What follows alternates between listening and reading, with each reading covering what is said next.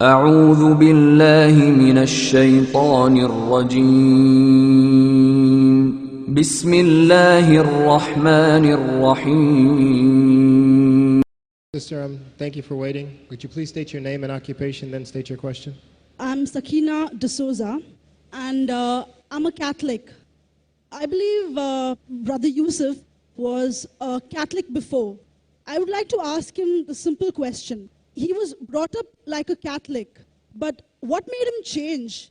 Doesn't he believe that the Messiah is true, or did he ever feel that the Catholic religion, has not brought up any Messiah and the Bible is false? I would like to just know what that means, because he said he was a Catholic before and now he has become a Muslim. What made you change? What was that storyline before?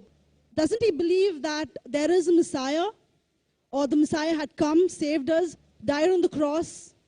Thank you very much for a good question. I hate to disappoint you, but I wasn't a Catholic.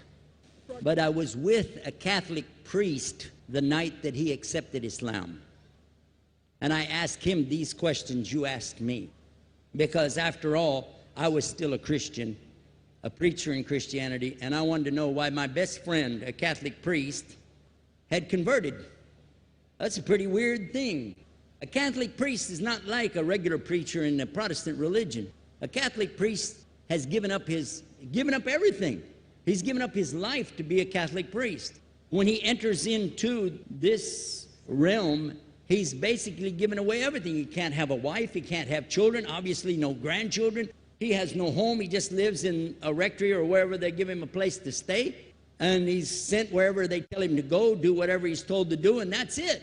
And he cannot disobey the Pope, otherwise they can kick him out of the religion, and if they do, he's excommunicated and he goes to hell forever. So how would a person like this want to become one of those Muslim terrorists? That's what I wanted to know. He explained in a very few beautiful words something that I came to learn for myself. He said that he was sincerely in the Catholic religion because he believed in God, that he had studied, his degree was in theology, and a part of the teaching that they as priests have is to study Islam.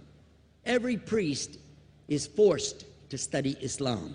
Now you may not know that, but you can ask your priest and he'll confirm it.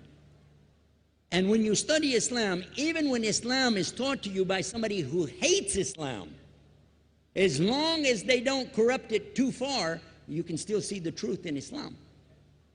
A classical example happened to me just recently when I was in Saudi Arabia.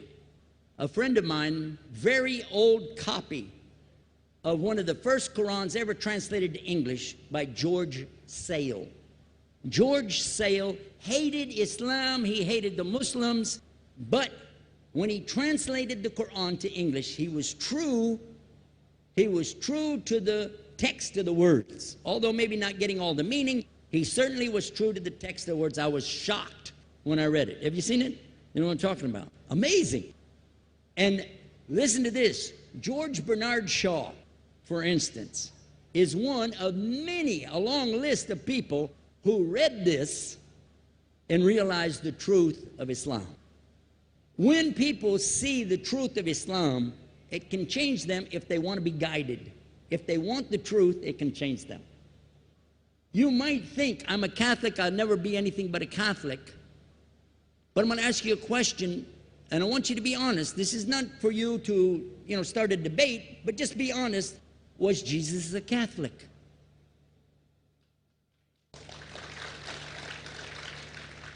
And it's not open to debate, so there's no point in opening that up, because you know and I know he wasn't. The Catholic Church was in business about 300 years before Jesus was born. It's on their website. Don't go like this. It's on their website. That's where I took it from. The Catholic Church was really started in Rome by Alexander the Great. Do you know what the word Catholic means? It means universal. It was the universal church for the Roman Empire. If you didn't join it, you could not be a Roman citizen. And it was opposed to the teachings of Judaism and opposed to the teachings of the early Christians for more than 200 and some years. And they were diametrically opposed to each other to the extent that it was the Romans killing the early Christians. Now, if you understand that and you go to their website and read, they didn't even take over Christianity until the year 325 AD. And when they did, they changed a lot of things, again, referring to their own website. But if you want to check it in Britannica or Americana or grow your encyclopedias, go ahead and read about the Catholic Church. When in August of 325 AD at the Nicaea Council, they took over, first thing they said was, let's change the date of the birth of Jesus to be the same date as that of Mithras, which was the god, one of the gods worshipped there, and also the sun god's birthday was the same day, December the 25th, believing it to be the shortest day of the year. And Constantine was a sun worshiper of Saul Invictus. Go to the website, read it for yourself. There are a lot of points, but not the least of which, even today, if you go in any Catholic church, and I have, you'll see so many portraits and statues and idols and images throughout the whole place that for the one who's never experienced that, for a Muslim who knows about these images, he'll be like, whoa, a'udhu billah. Whoa, what's this? The first time I walked in a Catholic church, I was about 10 years old. I was shocked. I was shocked at the idols and statues everywhere, because in the Protestant religion, we were brought up to believe that the second commandment was just as important as the first commandment. The first commandment in the Bible, in Exodus, is the same as the first commandment in the book of Deuteronomy. It says, I am the Lord your God that brought you out of the land of Egypt in the house of bondage. You know no other God beside me. Beside me, there's no other gods. Thou shalt not have any other gods beside me. How many in this room agree with that commandment? Raise your hand. You notice the Muslims are raising their hand because it means Ashhadu an la ilaha illallah. That's the first commandment for us as well. The second commandment you have clearly says, thou shalt not make any idol, any graven image of anything that creeps upon the earth, swims in the sea beneath, or flies in the air above. And I was sitting in a church one time, sitting there in the morning service, watching, the preacher talk. And, they go on and on and on. And sometimes you lose your train of thought. I was looking. Whoa! On the front of the podium, there was a fish. A fish. For the symbol, make you fishers of men. It had a fish. I said, whoa. Then I looked up above his head at the big stained glass window, and it had a dove. And he had the olive branch in his mouth. The dove is flying, the bird, I said, whoa. And then I look over here, and there's a cross with a man hanging on it. And I said, wow, they didn't miss a single one. They got them all. Something walking on the earth, something swimming in the sea beneath, something flying in the air above. So look at these two things. Clearly, the first two of the 10 commandments, bang, bang, boom. Because if you said God is more than one, where did you get it from? When Jesus is talking to his own companions and they ask him, what's the greatest commandment? Mark 12:29. Clear. The greatest commandment is to know, O Israel, the Lord your God is one God. And you have to love him with all your heart and all your mind and all your strength. And this is no different from what Prophet Muhammad ﷺ was saying, the same thing to his people.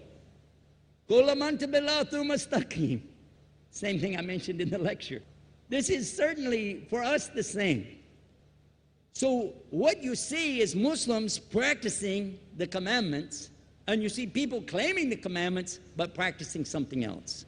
And I have seen more converts from the Catholic Church than any other of the many sects of Christianity, and especially from the nuns, priests, and even an archbishop. And all of them are better than me.